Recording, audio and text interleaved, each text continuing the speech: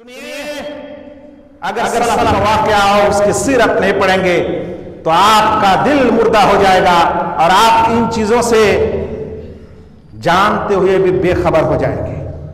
عبداللہ ابن المبارک کو کون نہیں جانتا ہے؟ جو حدیث پڑھتے ہیں اور پڑھاتے ہیں وہ عبداللہ ابن المبارک کا نام بخوبی جانتے ہیں۔ یہ زمانہ ہارون الرشید، بادشاہ ہارون الرشید کے زمانے میں سب سے بڑا محدث۔ ایک بار ہارون رشید اپنے ایک بالا خانہ میں پہنچا، اس کا نام ذکر کیا ہے الرقہ۔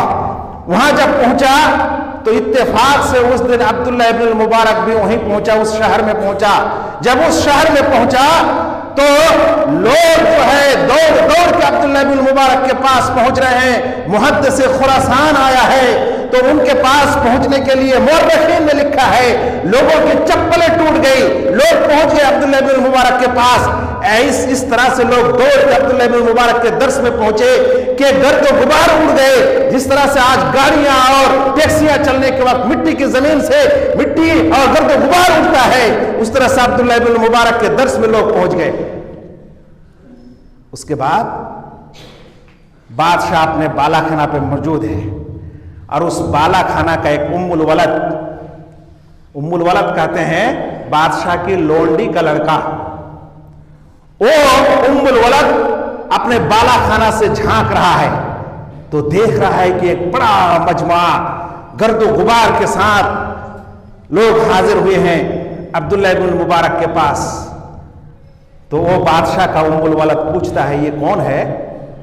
تو کہا کہ یہ محدث خراسان ہیں جو اس شہر میں آئے ہیں، اس لیے لوگ اس کے پاس پہنچے ہیں۔ تو اس وقت یہ ام الولد جس کو حقیر سمجھا جاتا ہے، اس نے یہ جملہ کہا کہ سنیے، ہذا واللہ الملک، یہی اصلی بادشاہ ہے، یہی اصلی ملکیت ہے، یہی اصلی بادشاہت ہے۔ اور سنیے، لا ملک ہارون الذی لا یجمع الناس الا بشرط واعوان، یہ کوئی ہارون رشید کی بادشاہت نہیں ہے کہ یہ جب جہاں جاتا ہے تو اس کے آزو بازو میں کیا بولتے ہیں باڈی گارڈ رہتا ہے، پولیس رہتی ہے اور کیا کیا رہتے ہیں، یہ لے کے چلتے ہیں۔ یہ اصلی بادشاہ نہیں ہے۔ اصلی بادشاہ تو یہ ہے جس کے ارد گرد نہ تو پولیس ہے، نہ باڈی گارڈ ہے، نہ کوئی گاڑی ہے، نہ کوئی چکر ہے، لوگ اپنے چپل جوتے کو چھیڑتے ہوئے اور پھاڑتے ہوئے وہاں تک پہنچ چکے ہیں۔ آپ کہاں عزت تلاشنا چاہتے ہیں؟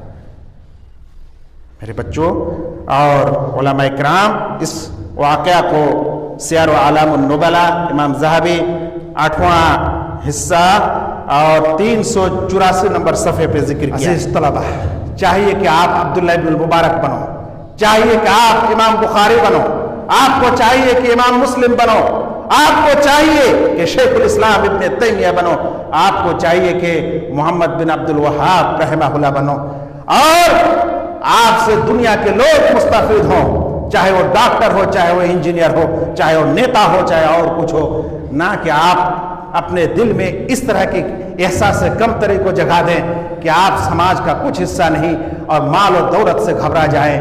مال و دولت ایک سواری ہے، مل جائے تو چڑھ لیے، نہیں ملا تو پیدل چلے، لیکن کبھی بھی اپنے اندر اس طرح کے کمزوری اور احساس کو جمع ہونے مت دیجیے۔